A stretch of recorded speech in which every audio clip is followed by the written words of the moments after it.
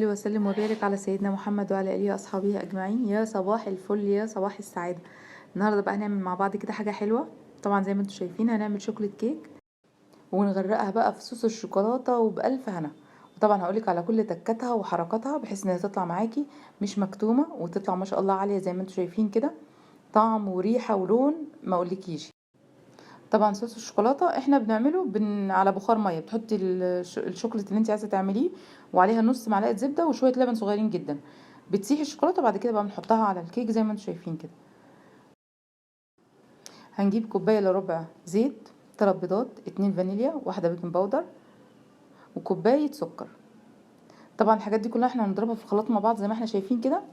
حطينا الزيت ودلوقتي هنحط كوبايه سكر. في ناس بتحط كوبايه وربع، بس انا طالما هحط عليها شوكولاته بصراحه ما بحبش تبقى مسكره، فبحط كوبايه الا ربع سكر.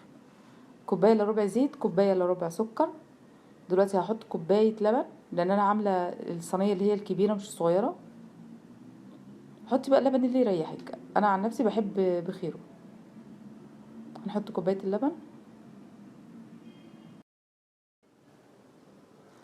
حطينا كوبايه اللبن وحطينا كوبايه الا ربع الزيت. دلوقتي هنحط 3 بيضات. في ناس بتحب 4 5 براحتك، بس هي 3 على الكميه دي كانت مظبوطه قوي ما شاء الله. مثالي انتوا شفتوا شكلها اصلا كانت مرتفعه ازاي. بس هنحط بقى الفانيليا، 2 فانيليا.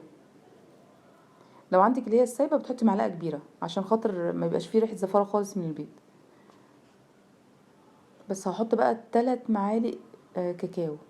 بنجيب كاكاو خام اللي هو الغامق مش الفاتح، عشان تديكي اللون اللي هو الغامق بتاع الشوكولاته ما تبقاش فاتحه. هنحط 3 معالق.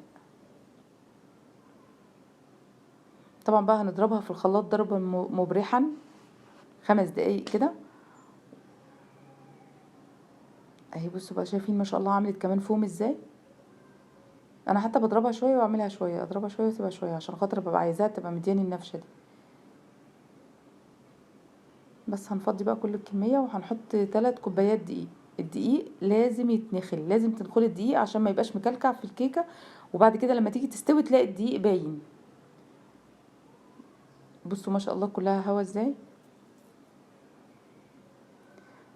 بس حطينا بقى كل الكميه وهنحط الدقيق دلوقتي. ان شاء الله هنحط الدقيق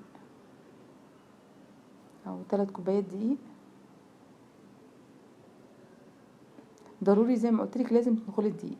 اي حاجه عايزه تعملي فيها كيك او حاجه، الدقيق لما بيتنخل بيبقى فيه هوا كده، وبيبقى لو في اي حاجه كمان بتتشال، او شايفين بتطلع فيه بعد ساعات رواسب وحاجات كده، كل ده بيتشال. هقلبها شويه بقى بالسباتولا وبعد كده طبعا هحط البيكنج باودر. كنت هنسى البيكنج باودر والله. او هنحط البيكنج باودر ونقلب بقى الدقيق ونقلب كل المكونات. طبعا الخلاط دلوقتي بيخلي الكيكه بقت سهله جدا مش زي الاول. هنقلبها بقى كلها كويس، وبعد كده هنجيب الصينيه اللي احنا هنعمل فيها الكيك، هندهنها بالزبده كويس جدا، وبعد كده نحط فيها شويه دقيق ونعملها بالدقيق عشان يبقى فيه طبقه بالدقيق ما بين الزبده وما بين الصينيه، عشان لما تيجي تحطي المكونات بتاعه الكيك ما تحطيهاش على الزبده على طول، فاهمه.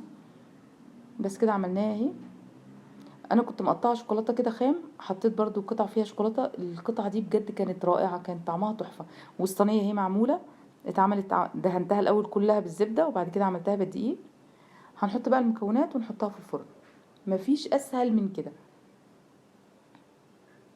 يعني بص انا بقلب بس الشوكولاته اللي انا حطيته الخام، بعد كده بقى لما بتيجي تستوي بتلاقي الشوكولاته دي سايحه فيها، بيبقى طعمها حلو جدا.